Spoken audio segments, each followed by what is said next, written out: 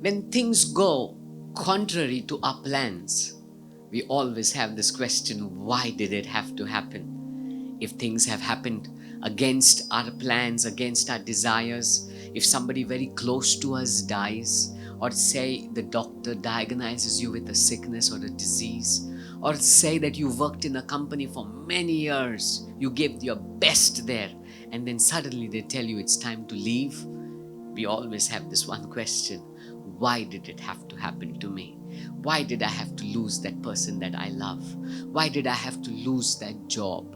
Why did I have to go through this health crisis? Why, God, why? But one thing we need to understand is, instead of asking the question why, because sometimes we don't get the answers, right? And not just there, because we don't get those answers, we begin to get disappointed. We begin to constantly think about our past and say, if only I had that job, if only that person had not died, if only God would have healed me. We begin to live in regret and disappointments. So instead of looking at the rear view mirror of why things did not happen, let's look forward to what God has kept in store for us. Because at the end of it all, we know that God works everything together for our good.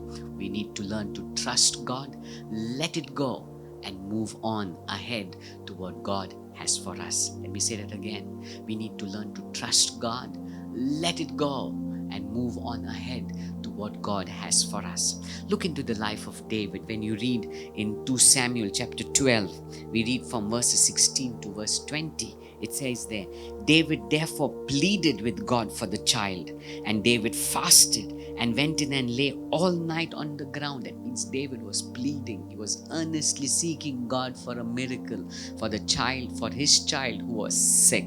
It says there, so the elders of his house arose and went to him to raise him up from the ground, but he would not, nor did he eat food with them. That means he was desperately seeking God for a miracle. Verse 18, then on the seventh day it came to pass that the child died, and the servants of David were afraid to tell him that the child was dead. For they said, indeed, while the child was alive, we spoke to him, and he would not heed our voice. How can we tell him that the child is dead? He may do some harm. You see, they were afraid. David was completely in that situation where he was desperately seeking God for a miracle. But see what happens now. Now the child has died.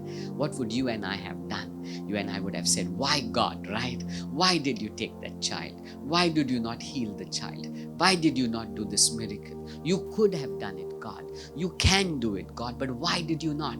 But see what David does. It says in verse 19, when David saw his servants were whispering, David perceived that the child was dead. Therefore David said to his servants, is the child dead? And they said, he is dead. Now verse 20. So David arose from the ground, washed and anointed himself, changed his clothes, and he went into the house of the Lord and worshipped. What did David do? What was David's response? His response was not, why God, why? His response was, it is done. The child is dead. I cannot do anything about it, but I can definitely trust God.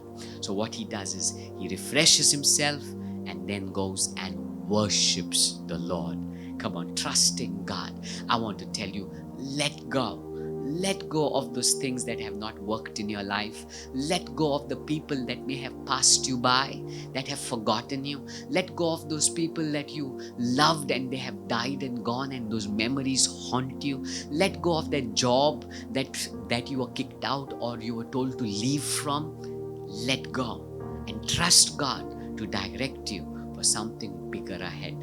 Let's not hold on to the whys of life. Let's not hold on to our rear view mirrors, looking back constantly, but let's look forward to what God has ahead for us. Trust God. Know that you may not receive the answers to why all the time, but trust God. He will always direct your path and do what is good